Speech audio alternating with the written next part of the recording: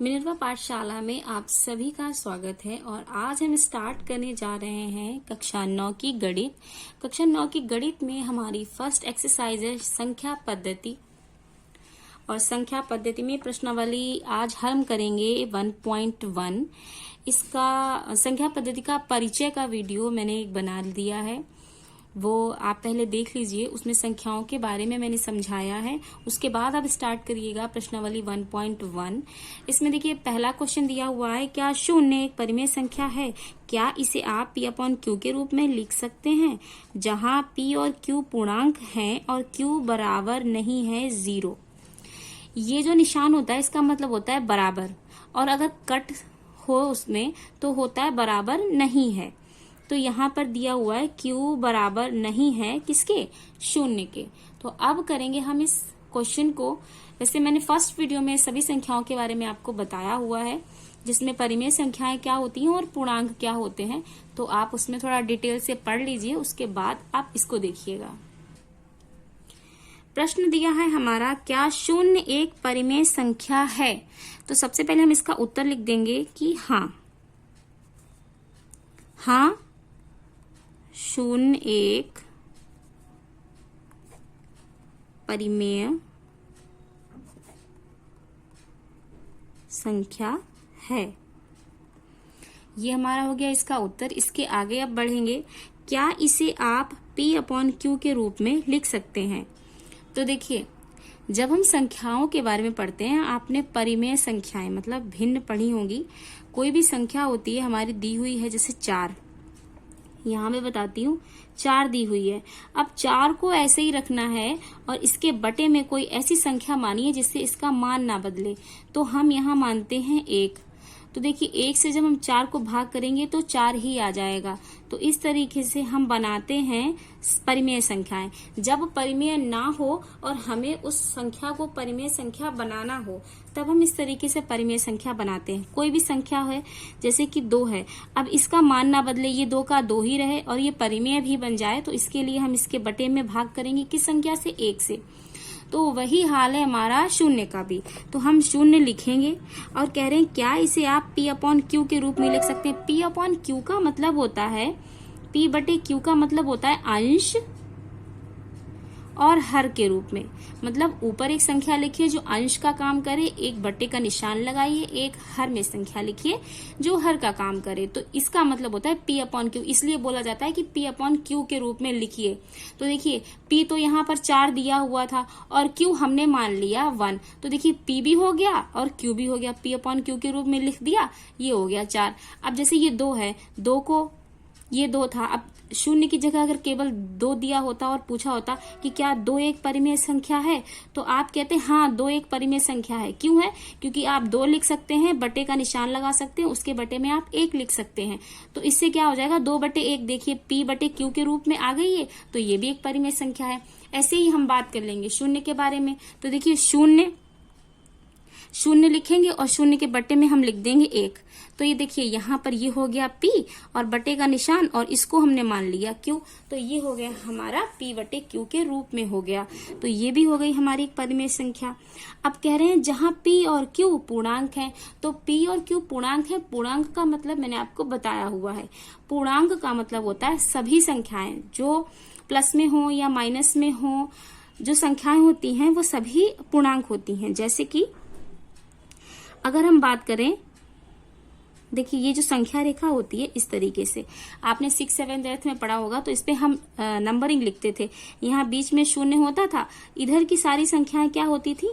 Plus होती थी, और इधर की सारी संख्याएं क्या होती थी? हमारी माइनस होती थी। तो यहाँ 1, 2, 3, 4, 5 इस तरीके से हम क्या अनंत तक लिखते थे, संख्या लिख सकते हैं। और यहाँ भी हम -1, -2, -3, -4, -5, -6 इस तरीके से डॉट डॉट डॉट हम अनंत तक संख्याएं लिख सकते हैं। तो इन्होंने कहा है जहां P और Q पूर्णांक है, तो देखिए पूर्णांक का मतलब होता है ये सारी संख्याएं पूर्णांक है। तो देखिए यहाँ पर शून्य भी आ रहा है, और 1 की बात करें तो 1 भी आ रहा है। तो इस तरीके से यह भी पूर्णांक हो गई और ये भी हमारी क्या हो गई? पूर्णांक हो गई।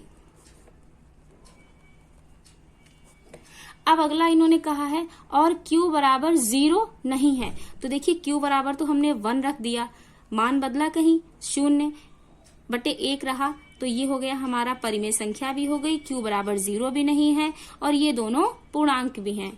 ये हो गया इसका आंसर। अगला प्रश्न कह रहा है 3 और 4 के बीच में 6 परिमेय संख्याएं ज्ञात कीजिए। 3 और 4 के बीच में 6 परिमेय संख्याएं कौन कौन सी होंगी ये पता करना है। तो हम चलते हैं अपने सेकंड क्वेश्चन है हमारा 3 और 4 के बीच 6 परिमेय संख्याएं निकालनी है। तो 6 परिमेय संख्याएं कैसे आएंगी, देखिए सबसे पहले तो हम ये देखेंगे कि ज्ञात कितनी संख्याएं करनी है। तो ज्ञात करनी है यहाँ पे 6 संख्याएं।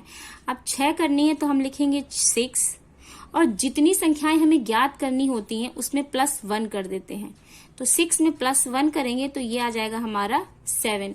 इस 7 से क्या करना है, इस 3 को हमें गुणा भी करना है और भाग भी करना है। देखिए परिमेय संख्या का नियम क्या होता है, जिस संख्या से हम गुणा करते हैं उसी संख्या से हम भाग करते हैं। तो करते क्यों है ऐसा, क्योंकि उसका मान नहीं बदलता इससे। अब हम यहाँ पर ऊपर भी 7 लिख दिया, नीचे भी 7 लिख दिया, हम सवाल तो लगाएंगे, आंसर भी आ जाएगा। लेकिन अगर हम बात करें कि क्या हमने इसमें कुछ चेंज किया, तो देखिए अगर हम काटना चाहे तो 7 को यहाँ से काट भी सकते हैं। तो क्या इसका मान बदल रहा, नहीं बदल रहा है। तो इसलिए जिस संख्या से हमें गुणा करनी होती है उसी से हम भाग भी करते हैं। तो जब हम आंसर लगाएंगे इसका, देखिए 7 तियां 21 और 7 एकम 7, ये तो आ गया जब हमने 3 को किया। ठीक है, अब नेक्स्ट हमारा है 4। अब हमें लिखना है 4 और 4 में भी जो संख्या हमने यहाँ पर निकाली थी उसी से गुणा कर देना है, उसी से भाग कर देना है। तो ये आ जाएगा 4 सते 28 और नीचे आ जाएगा 7। अब देखिए हर बराबर होना चाहिए, ये बात क्लियर हो जाए। यहाँ 7 है, यहाँ भी 7 है, हर दोनों में बराबर है। हम इसको लिख सकते हैं, देखिए ये 21/7 है और ये 28/7 है। इसके बीच की संख्याएं कुछ ऐसी होंगी, देखिए 21/7, यहाँ लिख सकते हैं हम 22/7, 23/7, 24/7, 25/7, 26/7, ऐसे ही 27/7 और 28/7। अब 2 हटा दीजिए क्योंकि ये तो हमने निकाली है और इनके बीच की पता करनी है। तो ये इनके बीच की कितनी हो गई, देखिए 3 और 3 6, ये हो गई 6 परिमेय संख्याएं। 6 भी हैं और परिमेय भी हैं। परिमेय का नियम होता है अंश बटे हर के रूप में, तो देखिए अंश बटे हर के रूप में है ये। नेक्स्ट है हमारा 3/5 और 4/5 के बीच 5 परिमेय संख्या निकालनी है।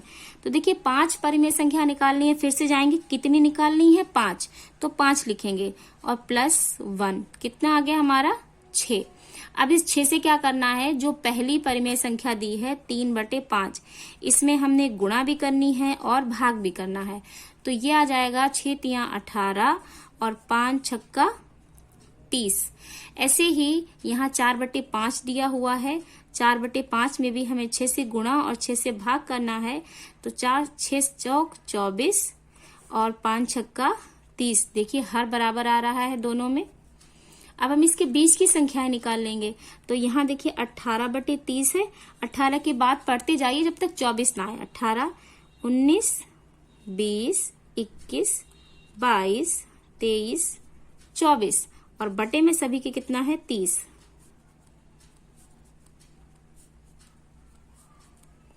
तो 2 संख्याएं हम ये निकाल देनी है क्योंकि इनके बीच की संख्या निकालनी थी। तो इनके बीच की कितनी हो जाएगी 1 2 3 4 5, देखिए 5 संख्याएं हो गई और परिमेय भी है। तो ये हो गया हमारा थर्ड क्वेश्चन। फोर्थ क्वेश्चन हमारा कह रहा है नीचे दिए गए कथन सत्य है या असत्य, कारण के साथ अपने उत्तर दीजिए। पहला कह रहा है प्रत्येक प्राकृतिक संख्या एक पूर्ण संख्या होती है। सबसे पहले आपको पता होना चाहिए कि प्राकृतिक संख्या क्या होती है। तो देखिए जब बात करेंगे प्राकृतिक और पूर्ण की, तो प्राकृत संख्या शुरू होती है 1 से, 1 2 3 और ये अनंत तक जाती है। और पूर्ण शुरू होती है 0 से, 0 1 2 3 और ये जाती है अनंत तक। और क्वेश्चन कह रहा है कि क्या प्रत्येक प्राकृतिक संख्या पूर्ण संख्या होती है। तो हाँ, जितनी भी प्राकृतिक संख्याएं हैं वह सभी पूर्ण संख्याएं हैं। जिसके बारे में पूछा जाता है, प्राकृतिक के बारे में पूछा जाता है, तो ये देखेंगे कि जिसके बारे में पूछा जाता है, जैसे प्राकृतिक के बारे में पूछा गया है, तो ये देखेंगे कि क्या प्राकृतिक जो संख्याएं हैं वो पूर्ण संख्याओं में आ रही है सभी या नहीं आ रही हैं। तो देखिए यहाँ 1 से शुरुआत हो रही है और यहाँ 1 से शुरुआत यहाँ पे हो रही, तो मतलब सारी प्राकृतिक संख्याएं जो है वो पूर्ण संख्याओं में आ रही हैं। तो इस प्रकार से ये उत्तर हो जाएगा हमारा यहाँ पर कथन सत्य। अगला है प्रत्येक पूर्णांक एक पूर्ण संख्या होती है। तो इसको जब देखेंगे, पूर्ण तो ये हो गई, और पूर्णांक का मतलब होता है कोई भी संख्या -2, -3, -4 या फिर 0, +1, +2, +3, मतलब कि 0, +1, +2, +3 और माइनस की सारी संख्याएं जो होती हैं वो कहलाती हैं पूर्णांक। लेकिन जब पूर्ण की बात करते हैं तो पूर्ण में देखिए क्या पूर्ण में माइनस की संख्या आ रही है, 0 तो आ रहा है और 1, 2, 3 भी आ रहा है, प्लस की संख्या भी आ रही है, लेकिन क्या माइनस की संख्या आ रही है पूर्ण में? नहीं आ रही है। और नियम क्या कहता है, जिस संख्या के बारे में पूछा गया हो वह पूरी आनी चाहिए। जैसे प्राकृतिक के बारे में पूछा गया था, तो प्राकृतिक जो संख्याएं हैं वह सभी इसमें आएंगी। अगर 0 हम हटा दें, यहाँ से छुपा लें, तो देखिए सारी 1, 2, 3, 4, 5 सब आएंगी अनंत तक। लेकिन पूर्णांक, क्या पूर्णांक प्राकृतिक में आएंगी?